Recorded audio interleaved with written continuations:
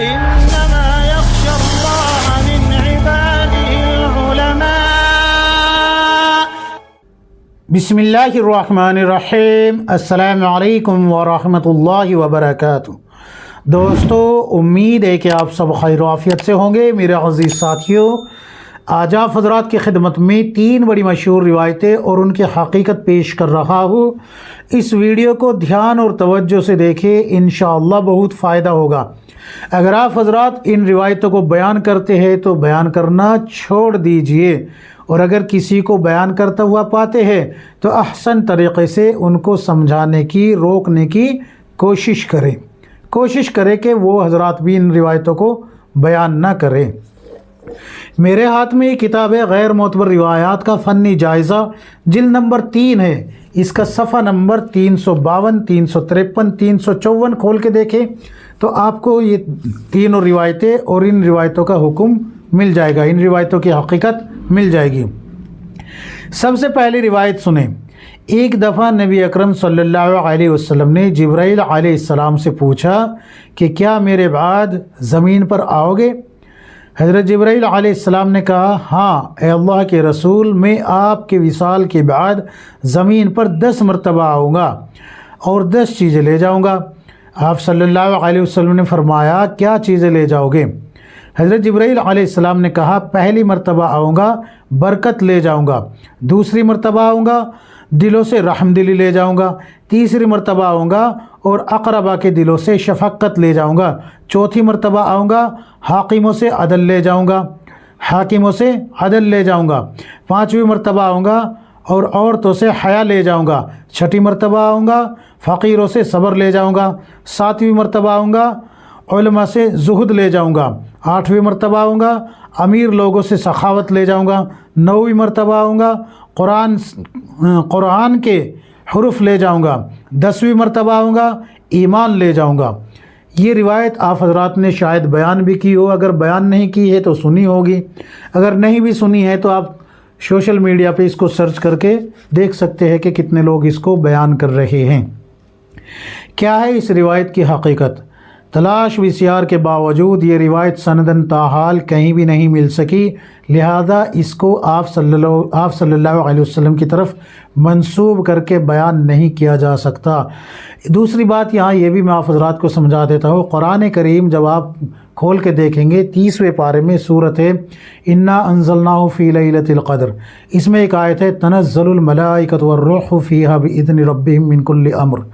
تو یہاں پر بتایا جا رہا ہے کہ حضرت جبرائیل علیہ السلام اپنے رب کے حکم کی وجہ سے، حضرت جبرائیل علیہ السلام فرشتوں کی مقرب فرشتوں کی ایک جماعت کے ساتھ شب قدر میں نازل ہوتے ہیں، آتے ہیں اور اس کی جب تفسیر کھول کے دیکھیں گے تو یہ آتا ہے کہ جو اس وقت عبادت کرتا ہے تو مصافحہ ہوتا ہے فرشتوں کا. تو حضرت جبرائیل علیہ السلام ہر شب قدر میں مقرب فرشتوں کی ایک جماعت کے ساتھ اترتے ہیں، زمین پہ نازل ہوتے ہیں.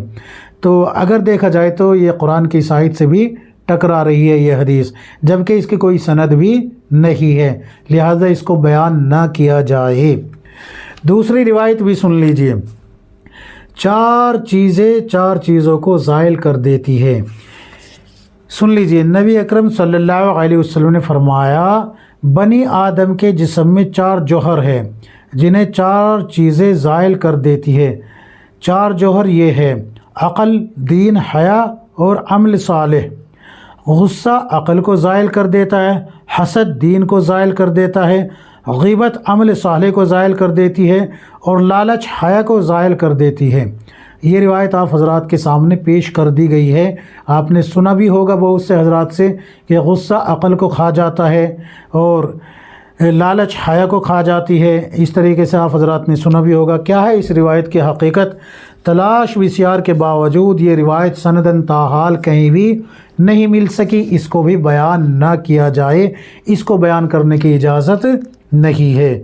تیسری روایت بھی سن لیجئے.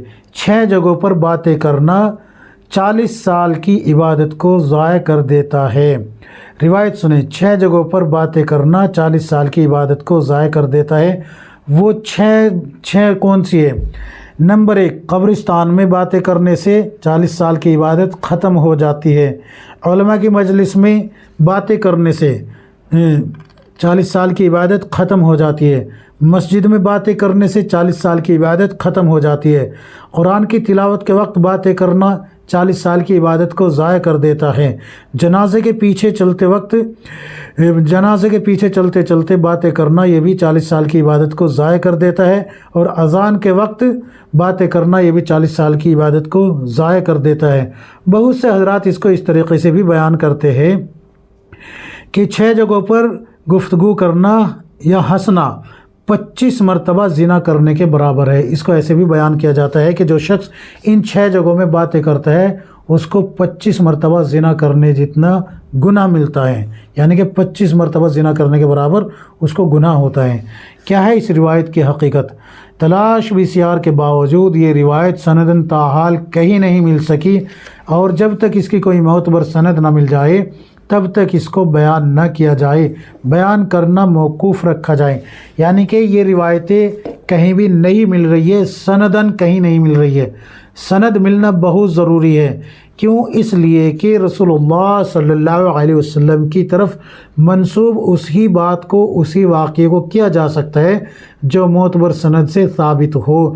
اگر معتبر سند سے ثابت نہیں ہے تو پھر وہ کتنے بھی بڑے علامہ نے بیان کیوں نہ کی ہو، کتنے ہی بڑے بزرگ کی کتاب میں کیوں نہ آ گئی ہو، وہ قابل قبول نہیں ہے شریعت میں، وہ قابل قبول نہیں ہے شریعت میں۔ یہ کتاب ہے، یہ دیکھیے، تحفۃ القمر شرح نزہۃ النظر، یہ اصول حدیث کی بہت زبردست کتاب ہے۔ اس میں ساری تفصیل لکھی گئی ہے کہ رسول اللہ صلی اللہ علیہ وسلم کی طرف منسوب کن روایتوں کو کیا جا سکتا ہے۔ آپ حضرات کے لیے ایک بات اور بتا دیتا ہوں میں، ایک ہوتی ہے ضعیف روایت، ضعیف روایت کو فضائل میں بیان کیا جاتا ہے، ضعیف روایت کو فضائل میں بیان کیا جاتا ہے، اور ایک ہوتی ہے شدید ضعیف روایت۔ شدید ضعیف کا جو حکم ہے وہ من گھڑت کے مشابہ ہوتا ہے، لہذا شدید ضعیف کو بیان نہیں کیا جا سکتا۔ بہت سے حضرات یہ کہتے ہیں کہ ہمیں پتہ کیسے لگے کہ یہ شدید ضعیف ہے یا ضعیف ہے یا حسن ہے یا کیا ہے؟ تو آپ حضرات کے سامنے ہم جو ویڈیوز پیش کر رہے ہیں آپ ان کو تسلی سے دیکھیں، صبر اور تحمل سے دیکھیں، یہ سوچ کے نہ دیکھیں بھئی یہ ہمارے جو بزرگوں کی کتاب میں آ گئی تو صحیح ہے اور بزرگوں کی کتاب میں نہیں ہے تو غلط ہے۔ نہیں، ایسا نہیں۔ نہ یہ سوچے کہ بھئی ہمارے کسی بڑے نے بیان کر دی تو صحیح ہے۔ صحیح ہونے کے لیے، معتبر ہونے کے لیے سند کا معتبر ہونا ضروری ہے۔ اگر سند معتبر نہیں ہے تو پھر روایت چاہے کتنے ہی بڑے علامہ نے بیان کی ہو، کتنے ہی بڑے بزرگ نے بیان کی ہو، کتنے ہی بڑے کتنے ہی بڑے بزرگ کی کتاب میں کیوں نہ آ گئی ہو، یہ قابل قبول نہیں ہے۔ یہ ضابطہ میں نے نہیں بنایا ہے، بلکہ علماء محدثین، محققین، اسماء الرجال کے جو علماء ہیں انہوں نے یہ ضابطہ بنایا ہے، اور یہ قرآن اور احادیث کی روشنی میں بنایا گیا ضابطہ ہے، قرآن اور احادیث کی روشنی میں بنایا گیا ضابطہ ہے، اس لیے اسی ضابطے کو فالو کریں۔ افسوس یہ ہوتا ہے کہ اگر ہمارے کسی بزرگ کی کتاب میں یا کسی بزرگ کے بیان کردہ اقوال میں مل جائے یا کسی بزرگ نے بیان کر دی ہو تو اس کو صحیح ثابت کرنے کے لیے اصول حدیث میں سے اصول کو تروڑ مروڑ کے پیش کرتے ہیں کہ یہاں سے اس طریقے سے انہوں نے اس طریقے سے بیان کیا ہے، یہاں سے اس کا مفہوم نکلتا ہے، یہ مفہوم کہنے کی کوشش کر رہے تھے۔ حالانکہ بیان کرنے والا بار بار یہ کہتا ہے کہ میری بات کو توجہ سے سن لو، میں سوچ سمجھ کے کہہ رہا ہوں، میں سوچ سمجھ کے کہہ رہا ہوں۔ اس طریقے سے آپ حضرات نے دیکھا ہوگا بیان کرنے والوں کو کہ وہ ایسے باتیں کہتے ہیں، اور بہت سے حضرات کو آپ نے یہ بھی کہتے ہوئے سنا ہوگا کہ یہ وہ بات کہہ رہا ہوں میں جو آپ نے نہ کسی کتاب میں پڑھی ہوگی نہ کسی علماء سے سنی ہوگی، تو سمجھ لو یہ بھی اللہ کے نبی پہ جھوٹ ہی بولا جا رہا ہے، جو نہ کتاب میں ہے اور نہ عالم دین کوئی کہہ رہا ہے۔ تو یہ جو کہہ رہا ہے پھر یہ اپنی ہی کہہ رہا ہے، یہ پھر اپنی کہہ رہا ہے، یہ جو ہے اللہ کے نبی صلی اللہ علیہ وسلم کا دین پیش نہیں کر رہا، پھر یہ اپنی بات پیش کر رہا ہے۔ تو امید ہے کہ میری بات کو آپ سمجھیں گے اور غصہ نہ کر کے عقل سے کام لیں گے اور ان روایتوں کو بیان کرنے سے رکیں گے۔